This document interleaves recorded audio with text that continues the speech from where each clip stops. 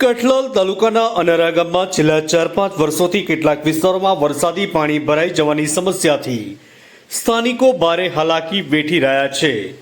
અનારા ગામના બળિયાદેવનગર વિસ્તારમાં આશરે 17 જેટલા ઘરોમાં તેમજ સેનવા વિસ્તારમાં 15 જેટલા ઘરો અને ઇન્દિરાનગરી વિસ્તારમાં અવારનવાર વરસાદી પાણી ઘૂસી જવાની સમસ્યા સર્જાતી રહે છે। છેલ્લા 3-4 દિવસથી કઠલાલ પંથકમાં પડી રહેલ અતિ ભારે વરસાદને કારણે આ વિસ્તારોમાં અને ઘરોમાં પાણી ઘૂસી ગયા હતા। સ્થાનિક લોકોને ભારે હાલાકી વેઠવી પડી હતી।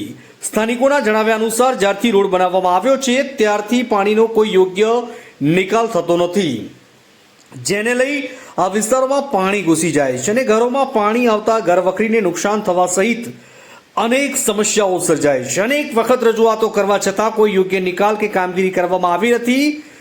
વરસાદી પાણીનો જો યોગ્ય નિકાલ કરવામાં આવે તો આ વિસ્તારમાં વરસાદી પાણી ભરાવાને કારણે થતી સમસ્યાથી નાગરિકોને પડતી મુશ્કેલી દૂર થાય તેમ છે, જેથી વહેલી તકે વરસાદી પાણીનો યોગ્ય અને કાયમી નિકાલ કરવામાં આવે તેવું સ્થાનિકો ઈચ્છી રહ્યા છે। ઇમરાન વોરા, કઠલાલ। નામ રહું છું બળિયાદેવનગરમાં, કઠલાલ તાલુકા, જિલ્લો ખેડા।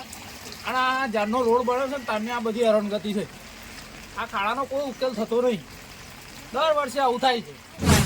વધારે વરસાદ પડે તો વધારે ભરાઈ જાય, ઓછું વરસાદ પડે તો બી હેરાનગતિ, વધારે પડે તો બી હેરાનગતિ, અને બધું બેકાર થઈ ગયું। તમને દેખાતું હશે આ રૂમથી પેલા રૂમ લગીને પાણી થઈ ગયું। અનાદે થાય પલળી ગયું બધું। શું ખાવા પીવાનું ઠેકાણું નહીં પડતું। આ પાણી ભરાયું એ બાબતે હવે સરપંચને જાણ કરી હતી? બધા કોઈ કશું વાપરતું નહીં।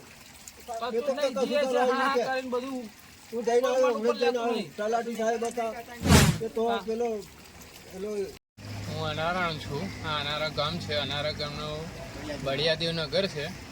અહીંયા લગભગ 25 વર્ષથી આવું જ ચાલે, પાણી ભરાઈ રહે છે।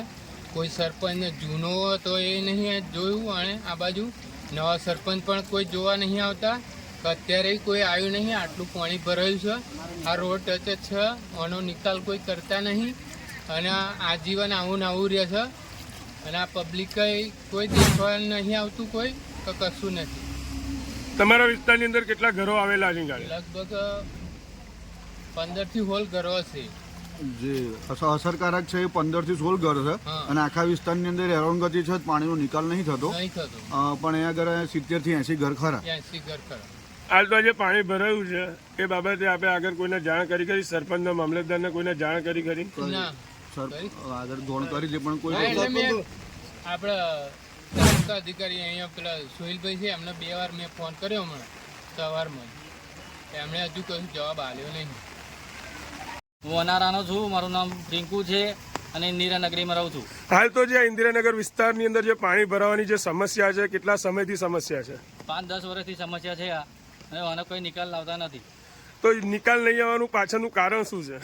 કારણ તો ખબર નહીં, અમે કેટલી વખત કીધું, એમને પણ કશું કરતા નથી એ લોકો। સરપંચને કોઈ કશું અહીં જોવાય નહીં, એમને કશું જ નહીં કરતા। હાલ તો જે આ પાણી ભરાય છે કેટલા સમયથી આવી સમસ્યા ચાલી રહી છે? લગભગ 4-5 વર્ષથી આના સમસ્યા ચાલી રહી છે, અને અમારા નાના છોકરા બધું તકલીફ બહુ પડે અમને એમ।